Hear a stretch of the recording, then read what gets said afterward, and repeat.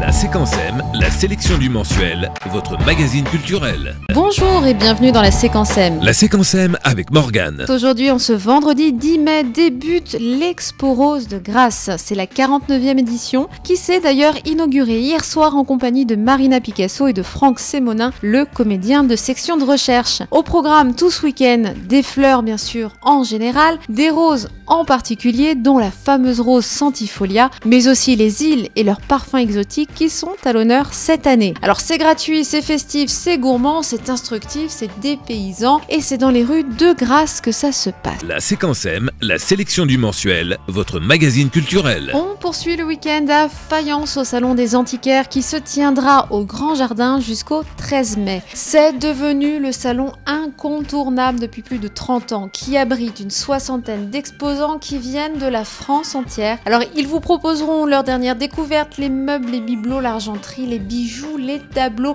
bref, que des pièces d'exception qui seront magnifiées dans ce lieu pittoresque et charmant en plein cœur d'un village perché, le village de Fayence. Je vous invite donc à nous y rejoindre. Ça s'appelle le Grand Jardin et ça se déroule jusqu'au 13 mai. La séquence M. Je suis un peu chauvine, donc je ne vais pas quitter Fayence et je vais même vous proposer de m'y rejoindre les 17 et 18 mai prochains pour un week-end spécial humour. Deux soirées de style, le 17 Coé, le 18 Olivier Lejeune. Coé, vous le connaissez nécessairement puisqu'il anime ici même chaque jour de la semaine son émission C'est Coé de 17h à 20h. Animateur radio donc depuis toujours et présentateur télé, Sébastien Coé a eu le courage de s'essayer à l'exercice difficile du one man il y a déjà 7 ans. À force de travail, de représentation et d'authenticité, Coé a su devenir un véritable humoriste qui vous propose cette fois-ci son tout nouveau et second spectacle qui s'intitule 100% libre. C'est à Fayence que ça se joue et ça se jouera le 17 mai. Non mais attendez, faites pas les étonner, je demande parce qu'il y a quand même un film qui a changé les habitudes sexuelles des Français. 50 nuances de grès. Ah bon, on entend toujours les filles qui font degrés. C'est le film porno que les filles nous ont obligés à aller voir au cinéma. Hein Damien, tu l'as peut-être vu toi non? Ah ouais, elle t'a obligé. Alors que nous, un petit Jackie et Michel dans le salon, ça nous va bien. Hein. Pour ceux qui n'ont pas vu 50 nuances de grès, vous l'avez vu madame au troisième rang? C'est quoi votre prénom? Malika, vous l'avez pas vu Malika? Non, elle m'a regardé. Non. Malika, comment t'expliquer? En gros, on est d'accord, c'est un monsieur très très riche, très beau, mais surtout très riche, qui initie une demoiselle très prude aux joies du sadomasochisme. Voilà. D'ailleurs, au début, elle dit non. Puis après, il ouvre son garage, elle voit une vingtaine d'Audi, elle fait oui. Toi, Kevin, avec ta Clio, elle fera toujours non. Et là, Kevin. La séquence M avec Morgane. Le lendemain, 18 mai, on reste à Fayence et on va voir Olivier Lejeune dans son dernier spectacle Mieux vaut en rire.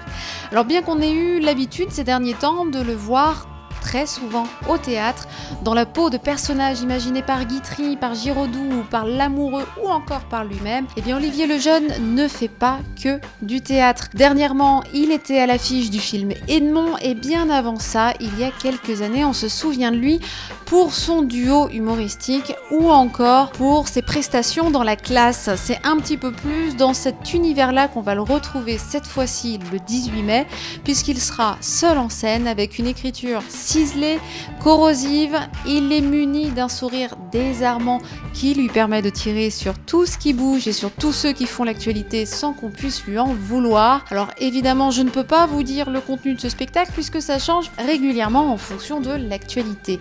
Il a su rester moderne, c'est un véritable plaisir de le recevoir à Fayence le 18 mai. Olivier Lejeune pour son spectacle Mieux vaut en rire, une soirée organisée par le Rotary des Hauts-de-Siagne qui se propose de reverser tous les bénéfices à l'association Aviron Saint-Cassien. Donc venez, vous ferez coup double, vous passerez une excellente soirée et en plus vous ferez une excellente action.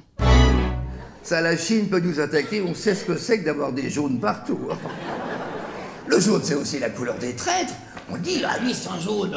Regardez, même au Japon, on le dit, lui c'est un Carlos jaune. 39 millions d'euros qu'il a quand même étouffé, le Carlos, il est fort quand même. Qui pouvait imaginer que dans une Renault, on pouvait en mettre autant dans le coffre? Ben, on le sait, une Renault, c'est que de la tôle. Notre président, il voulait une piscine, un Brégançon, c'est tout ce cotisé. On lui a payé sa piscine.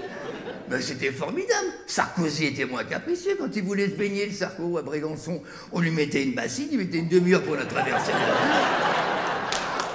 Voilà.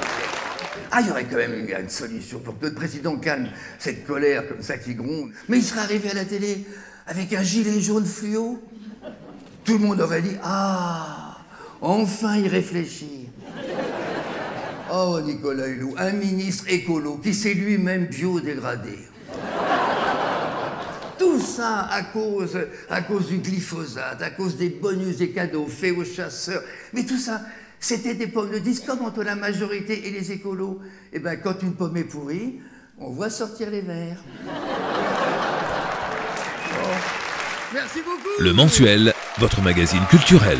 Dans sa dernière pièce de théâtre, Isabelle Mergo, auteure et comédienne, a imaginé l'histoire d'une conscience qui se retrouverait non pas à hésiter entre le bien et le mal comme on en a l'habitude, mais à se battre contre un cœur qui aurait, quant à lui, perdu la raison. Aimé est incarné par Gérard Jugnot. Il s'était pris d'une ravissante jeune femme beaucoup plus jeune que lui, qu'il n'a pas hésité à épouser très rapidement. Alors, lui pense qu'il a trouvé le grand amour de sa vie, il est doux, il est naïf et il ne veut pas croire cette raison, ce Jiminy Cricket au féminin qui va se matérialiser sous ses yeux. Il pense avoir des hallucinations, une apparition diabolique et pourtant cette raison va lui prouver qu'elle a raison et qu'il a tort de croire qu'elle n'en veut pas à son héritage. Alors c'est tout aussi drôle et surréaliste qu'émouvant et féroce, c'est une comédie au décor très astucieux qui va nous inviter à suivre tous ces personnages de Paris à Venise et surtout à retrouver, à étudier les recoins d'une âme humaine pas toujours très reluisante. Ça s'intitule La raison d'aimer, ça se joue avec Gérard Jugnot et Isabelle Mergo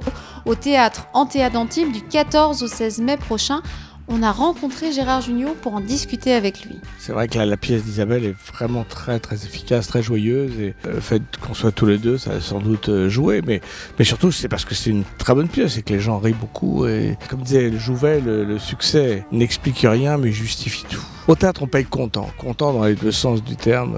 C'est là où la différence entre jouer la comédie et être comédien. Être comédien, c'est un truc social, c'est d'y être tous les soirs, qu'il fasse beau, qu'il fasse pas beau, qu'il y ait du monde, pas du monde, que vous soyez en forme, pas en forme, malade, triste, gai, en deuil, amoureux, en chagrin.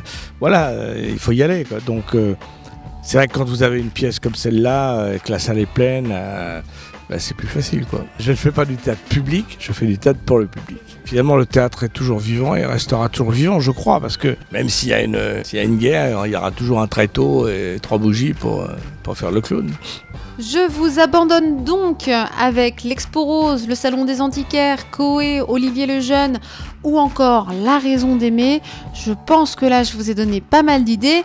Et je vous rappelle également que lundi 13 mai à 22h sur France 2 en direct, pour tous les amoureux de théâtre, eh bien, vous pourrez suivre les Molières. J'en profite pour dire un immense merde à tous ces acteurs qui sont passés par le micro du Mensuel et donc d'Énergie. Je vous laisse tranquille pour une semaine en tout cas et je vous retrouve ici même à midi, vendredi prochain sur Énergie. La séquence M, la sélection du Mensuel, votre magazine culturel.